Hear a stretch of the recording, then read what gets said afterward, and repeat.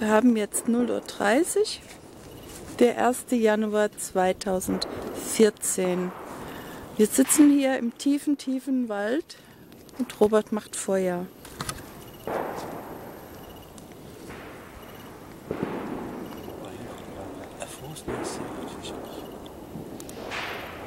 Wir wünschen euch ein frohes neues Jahr. Gesundheit, Glück und Erfolg und alles, was ihr wollt.